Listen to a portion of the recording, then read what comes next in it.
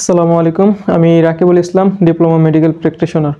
So আমরা আজকে কথা বলবো যে নবাগত বাচ্চার বা সদ্য জন্ম নেওয়া শিশুর নাভি বা বাচ্চার যত্ন কিভাবে নেব।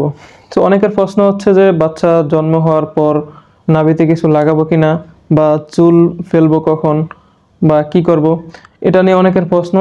আর আজকে এই ভিডিওর মাধ্যমে প্রত্যেকটা কথার সলিউশন দেওয়ার চেষ্টা করবো ইনশাল্লাহ। সো তার জন্য পুরো ভিডিওটি দেখবেন। যদি বাচ্চা কান্না না করে বা বাচ্চার বুক ডেবে যায় কিনা সেদিকে খেয়াল রাখবেন, যে নিঃশ্বাসের সাথে বাচ্চার বুক ডেবে যায় কিনা, বা ইমার্জেন্সি কোনো সিভিয়ার কোনো কিছু দেখা দিলে অবশ্যই চিকিৎসকের পরামর্শ নেবেন।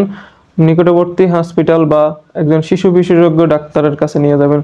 এছাড়া বাচ্চার নাভি বা চুল কিভাবে যত্ন নেবেন সে বিষয়ে আমি বলছি। প্রথমে বাচ্চার নাভিতে কোনো কিছু লাগানো যাবে না, বাজারের কেমিক্যাল বা কোনো কিছুই লাগানো যাবে না, এতে ইনফেকশন হতে পারে। অবশ্যই মনে রাখবেন যে নাভি শুকানোর আগ পর্যন্ত নাভিতে কিছু লাগানো যাবে না। বাচ্চার নাভি শুকালে বাচ্চাকে গোসল করাবেন। 14 দিনের মধ্যে ইপিআই টিকা শুরু করবেন। ইপিআই টিকা যারা না বোঝেন তাদের জন্য বলা হচ্ছে যে ইপিআই টিকা হচ্ছে যে আপনাদের এলাকায় বা নিকটবর্তী টিকা কেন্দ্রতে আপনারা দেখবেন যে বাচ্চাদেরকে টিকা দেওয়া হয়, সেটাই হচ্ছে ইপিআই শিডিউল বা ইপিআই টিকা। যদি আপনার এলাকায় বা জেলা সদর হাসপাতাল বা উপজেলাতে এইসব টিকা দেওয়া হয়, আপনারা সেদিকে 14 দিনের মধ্যে ইপিআই টিকা দেওয়া শুরু করবেন এবং 21 দিন পর আপনার বাচ্চার বা শিশুর মাথার চুল ফেলবেন। অবশ্যই এর আগে এই নিয়ম ছাড়া এর আগে বাচ্চার শরীরে কোনো বাজারের কোনো কেমিক্যাল বা কিছু লাগানো যাবে না।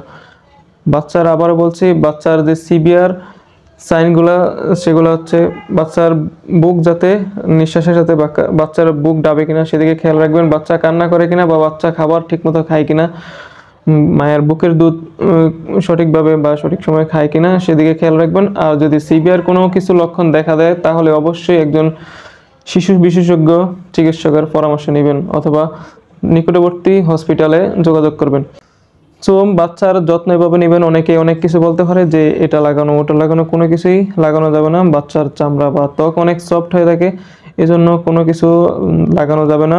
বাজারের কেমিক্যাল লাগানো যাবে না, এগুলা থেকে ইনফেকশন হতে পারে। সো আজ এইটুকুই। আজ চ্যানেলের সাথে থাকবেন। চ্যানেলের সাথে থাকলে অবশ্যই প্রতিনিয়ত মেডিকেল রিলেটেড ভিডিও পাবেন। আশা করি আপনারা অনেক উপকৃত হবেন। তার জন্য চ্যানেলের প্রত্যেকটা ভিডিও পাওয়ার জন্য অবশ্যই চ্যানেলের লাল সাবস্ক্রাইব বাটনটিতে ক্লিক করে রাখবেন, বেল আইকন বাজিয়ে দেবেন, যাতে প্রত্যেকটা ভিডিও আপলোড দেওয়ার সাথে সাথে আপনাদের কাছে নোটিফিকেশন চলে যায়। এবং আপনি যদি এই ভিডিওটি আপনার আত্মীয়স্বজন বা যাদের বাচ্চা আছে তাদের সাথে শেয়ার করতে চান, অবশ্যই ভিডিওটি শেয়ার করতে পারেন। অবশ্যই চ্যানেলের সাথে থাকবেন। আর কোন রিলেটেড ভিডিও বা কি রিলেটেড ভিডিও পেতে চান অবশ্যই কমেন্ট বক্সে কমেন্ট করে যাবেন। আজ এইটুকুই। সবাই ভালো থাকবেন, সুস্থ থাকবেন। আল্লাহ হাফেজ।